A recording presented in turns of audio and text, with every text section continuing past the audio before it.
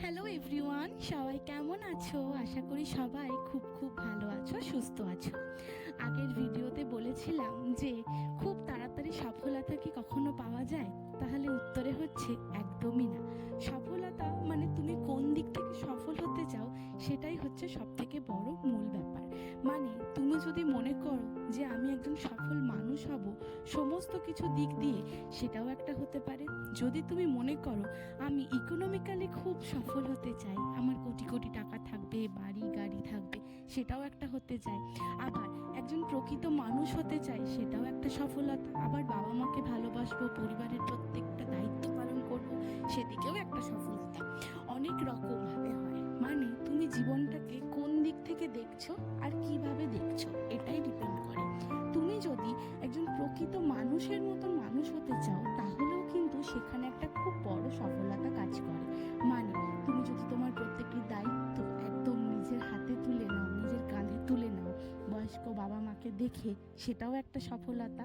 তুমি কিভাবে কি কাজকর্মগুলো করছো, বা তুমি তোমার আস্তে আস্তে দায়িত্বটা কিভাবে বাবার থেকে নিজের কাছে নিচ্ছ, এটা একটা। যদি মনে করো ইকোনমিক্যালি খুব তাড়াতাড়ি সফলতা পেতে চাও, তাহলে বলবো আজকালকার দিনে যে কোনো খারাপ কাজ করো, ফ্রড করো, জালি করো, তুমি খুব তাড়াতাড়ি সফলতা পেয়ে যাবে। যদি বলি যে মনের দিক থেকে একজন সফল মানুষ হতে পারবে কিভাবে, তাহলে বলবো নিষ্ঠার সাথে যে কাজটা করছো সেই কাজটা করো। সেটা তোমার যে কোনো কাজ হতে পারে। আমি তো বলবো যে সফলতা মানে কিন্তু শুধুমাত্র চচ্চর করে একদম টপে পৌঁছে গেলাম, সেটা কখনোই হয় না।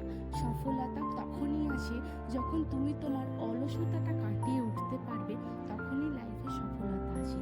আর সফলতা কখনো এইভাবে বলে না যে এই তো আমি এসে গেছি, এটা কিন্তু নয়। সফলতা মানে হচ্ছে তুমি যেদিন রিয়েলাইজ করবে তুমি সমস্ত দায়িত্বগুলো ঠিকঠাক করে করেছো, তুমি একজন প্রকৃত মানুষ, তোমার হাতে সাফিসিয়েন্ট টাকা আছে, নিষ্ঠার সাথে যেগুলো তুমি রোজগার করেছো, তাহলেই আমি বলবো যে তুমি একজন সফল মানুষ বা সফল ব্যক্তি। সেটা ছেলে হোক বা মেয়ে হোক, সেটা কিন্তু বড় কথা নয়। ঠিক আছে, আজকালকার দিনে সফলতাটা খুব ঠুনকো, এই আছে তো এই নেই। কিন্তু আমি বলবো তোমরা যদি জীবনে সাকসেসফুল হতে চাও, জীবনে সফলতা পেতে চাও, তাহলে আমি বলবো আগে একটা ভালো মানুষ হও।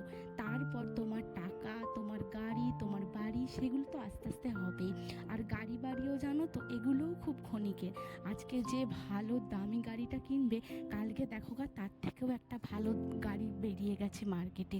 আজকে যে ফ্ল্যাটটা তুমি দাম দিয়ে কিনলে, দেখো গা সেই ফ্ল্যাটটার দামটার থেকেও আরও ভালো একটা ফ্ল্যাট চলে এসছে। ঠিক আছে, তো সেটাই বলবো যে তুমি যেটাতে ভালো থাকছো, যে কাজটা ভালোবেসে করছো, সেটা পড়াশোনা হোক, ব্যবসা হোক, চাকরি হোক, সেটা আগে মন দিয়ে করো। আগে সেখানে মানুষের মতন মানুষ হও, আর পাঁচটা মানুষের পাশে দাঁড়াতে শেখো।